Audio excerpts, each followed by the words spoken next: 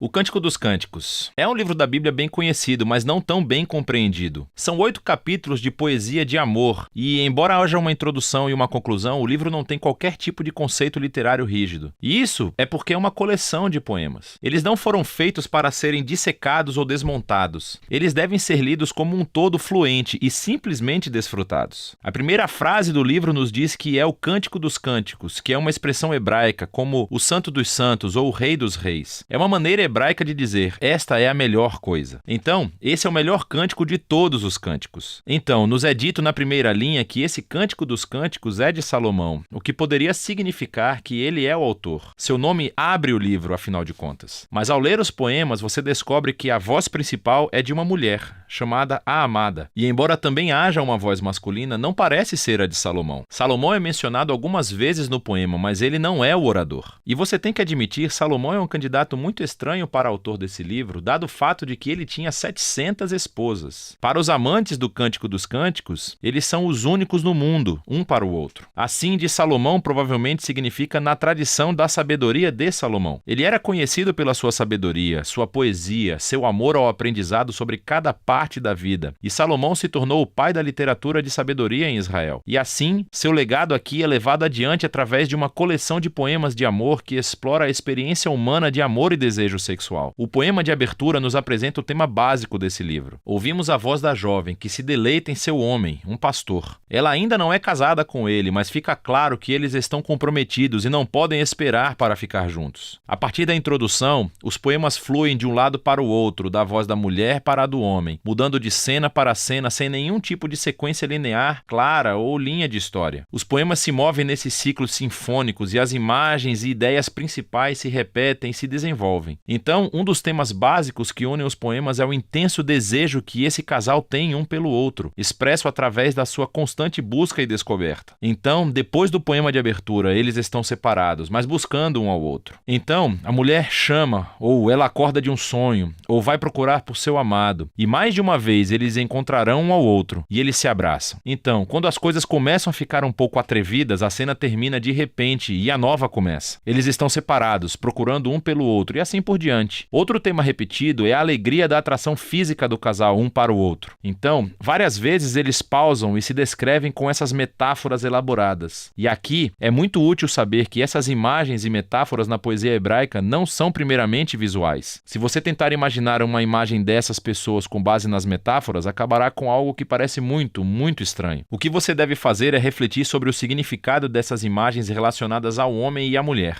Então você lerá os ciclos poéticos e a tensão continuará aumentando no desejo, alegria e atração que eles sentem. E essa repetição em espiral é uma maneira poética de aumentar e focar o mistério e o poder do amor sexual. Tudo se encaixa na conclusão, que faz uma pausa para resumir o que são esses poemas. O amor é tão forte quanto a morte. Suas paixões são duradouras como a sepultura, suas labaredas são de fogo, uma chama divina. Muitas águas não podem extinguir o amor. Rios não podem varrê-lo. Se algum homem tentasse usar todas as suas riquezas para comprar o amor, a sua oferta seria desprezada. O poema destaca o poder e a intensidade do amor. Como é bonito, mas também perigoso. Como o fogo, o amor pode destruir as pessoas se elas forem maltratadas ou ser estimulante se estiverem protegidas. No fim das contas, o amor expressa o desejo humano insaciável de conhecer e ser totalmente conhecido e desejado por outro. O amor é uma das experiências mais transcendentes e misteriosas da vida humana. E como parte da tradição da sabedoria da Bíblia, esse livro diz que é uma dádiva de Deus. Depois disso, há um poema estranho sobre Salomão tentando fazer o que o poema anterior acabou de dizer que era impossível: comprar o amor. A mulher rejeita a oferta de Salomão e, em seguida, o livro conclui com o homem e a mulher. Eles estão separados novamente, na busca de um pelo outro. Ele liga para ouvir a voz dela. Ela implora para ele fugir com ela, e assim o livro termina. É totalmente aberto. Mas isso é muito parecido com o amor, que nunca termina verdadeiramente, porque há sempre mais para descobrir e perseguir em sua amada. E o verdadeiro amor não tem fim, e nem esse livro. Agora, através da história, a grande questão levantada pelo Cântico dos Cânticos é: o que raios a poesia de amor está fazendo na Bíblia? Houve 3 interpretações principais desse livro ao longo da história. Na tradição judaica, era lido como uma alegoria. Cada personagem é um símbolo. Então a mulher é Israel, o homem é Deus, e o seu amor é um símbolo da aliança entre Deus e Israel feita no Monte Sinai, na entrega da Torá. Essa visão fluiu para a tradição cristã, mas os personagens foram trocados. Então é sobre o amor de Cristo Cristo pelo seu povo, a igreja. E essa interpretação foi inspirada pelas palavras de Paulo em Efésios 5, de que o amor de um marido cristão pela sua esposa é um símbolo do amor de Cristo pela igreja. O que é interessante é que nos últimos 100 anos, descobertas arqueológicas entre antigos vizinhos de Israel no Egito e na Babilônia revelaram todos os tipos de poesia amorosa antiga, que é muito semelhante em linguagem e imagens ao do Cântico dos Cânticos. Vemos que a poesia do amor era uma parte significativa do ambiente cultural de Israel, o que levou a maioria dos estudiosos hoje a ver o Cântico dos Cânticos como o que ele se representa, um arranjo de poesia amorosa israelita que reflete o dom divino do amor. Mas isso não significa que seja apenas uma antiga poesia de amor. Há uma característica fundamental desses poemas que se destaca quando você os lê como parte do Antigo Testamento, e esse é o uso irresistível de imagens de jardim. Há ecos poderosos do Jardim do Éden e da cena idílica entre o casal nos primeiros capítulos do Gênesis. Então, a imagem do homem e da mulher, despidos e vulneráveis, mas completamente unidos e seguros um com o outro. Isso ressoa no painel de fundo de Cânticos dos Cânticos. É como se nesses poemas estivéssemos testemunhando o amor de um casal cuja relação não é contaminada pelo egoísmo e pelo pecado. E, finalmente, a canção mantém a esperança de que, embora nossos próprios relacionamentos sejam tão frequentemente distorcidos pelo egoísmo, o amor é um dom transcendente. E é para nos apontar para algo maior, para o presente do amor de Deus que um dia permeará e transformará seu amado mundo. E é disso que se trata o Cântico dos Cânticos.